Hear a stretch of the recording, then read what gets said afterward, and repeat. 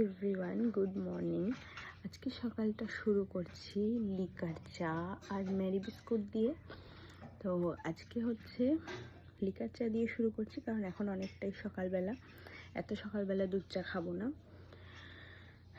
তো চলো এখন এই চাটা খাবো, খাওয়ার পর একটু ডাক্তারের কাছে যাওয়ার আছে। রেডি হয়ে নিয়েছি, স্নান টান করে জামাটা পরেছি। তো এখন বেরোবো, 9টা বাজছে। তো মা বললো যে একটু ব্রেকফাস্ট করে নে, সেজন্য একটু ভাত আর আলু সিদ্ধ খেয়ে নেবো, তারপর বেরোবো। চলো।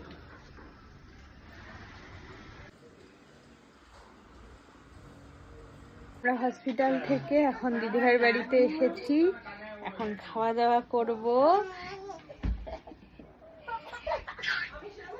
চলো খেতে বসে পড়েছি। দেখো, ভাত, ডাল, আলুর চোখা, ফুলকপি আলুর তরকারি, মাছ ভাজা আছে, আর আছে চিকেন, আর লাস্টে আছে একদম ক্ষীর দই। আজকে খাওয়াটা জমে গেছে। তো চলো খেয়ে নিই আমরা।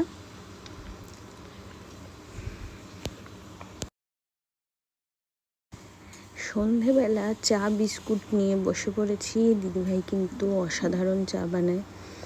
তো দারুণ একটা চা খেয়ে তারপরে আমরা বাড়ির জন্য বেরোবো।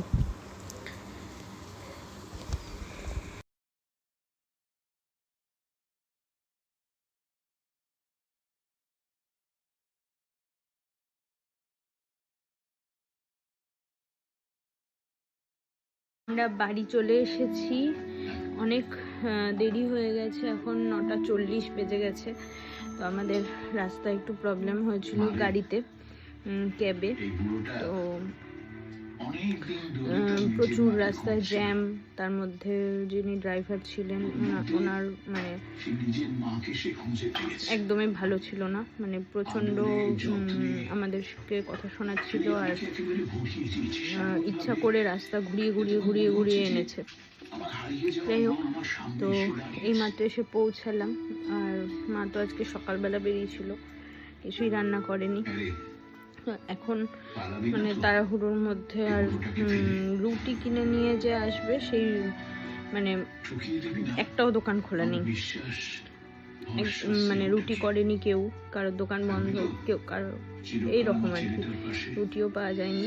তো সেই জন্য মা এখন ঝটপট করে একটু ভাত আর কি করছে জানি না, তো সেটাই খাবো। আর এখন প্রচণ্ড খিদে পাচ্ছে বলে ভাবলাম একটু কেক খাই। দিদিভাই দিয়ে দিয়েছে, দিদিভাই ঘরে বানিয়েছে কেকটা। আমি ঠিক করে ফেলেছি, তুই যদি লেখাপড়া করতে বাইরে যাস, তোর বুড়ো ছেলেটা ভীষণ টেস্টি ছানার কেক, দারুণ খেতে, দারুণ। আমি আমার মাকে ছাড়বো না, সুখী হবা। তো খেতে বসে পড়েছি, মা ঝটাপট করে এগুলো রান্না করলো। দেখো, ভাত, আলু সিদ্ধ, আলু ভাজা আর ডিম ভাজা, এটা দিয়ে খাবো। চলো খেয়ে নিই। আমি তো এমনিতেও রাত্রেবেলা আলু ভাজা দিয়ে ভাত খেতে পছন্দ করি। তো খিচুড়ি করার কথা ছিল, কিন্তু এত তাড়াতাড়ি আর খিচুড়ি হবে না, সেই জন্য এইটাই ডিনারটা করে